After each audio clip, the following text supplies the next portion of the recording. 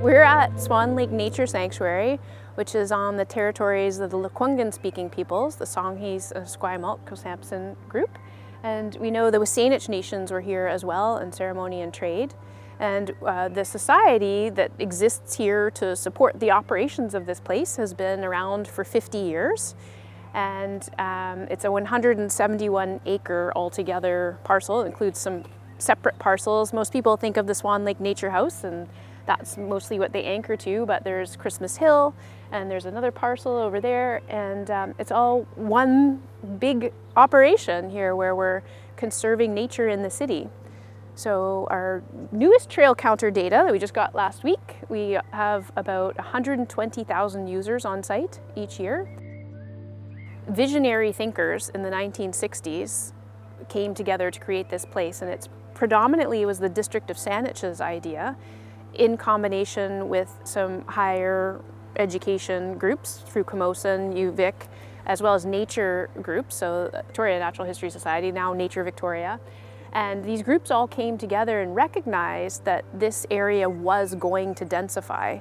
And you know, it happened at a particular rate and is of course increasing now, and so it becomes ever more important and special that we have a green and blue space for people to come and learn about freshwater stewardship and conservation, as well as land stewardship and conservation.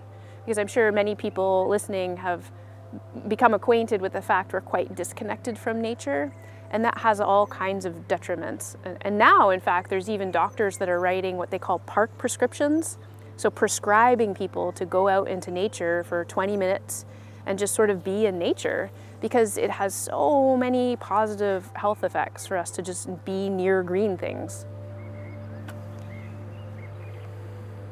So it's an interesting sort of position that we find ourselves in, that we're all kind of focused on a glowing rectangle in front of our faces and feeling kind of lost and disconnected, and then just coming for a few minutes on a bench and listening to the birds and seeing the waves over the lake just resets us. And so that's why it's important that we're here, is just from a very fundamental standpoint. It's an accessible spot for people to come and have that reset. And then from there, trained as a Western scientist, I think about ecosystem services. So this water body slows and filters the water as it returns to the earth and gives us clean, fresh water. And we don't have to pay an engineered system to do that. So it's all kinds of urban road runoff comes into this system and is revitalized and replenished by going through this system at a fraction of the cost would that it were happening through an engineered system.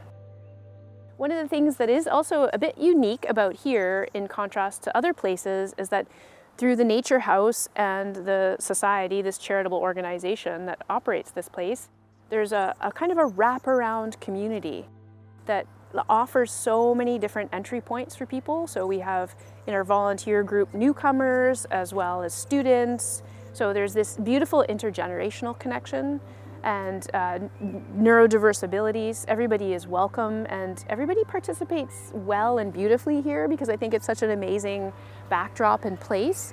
And it's just, it's really inspiring. It inspires hope, and it's very renewing and revitalizing for people in these otherwise quite challenging times.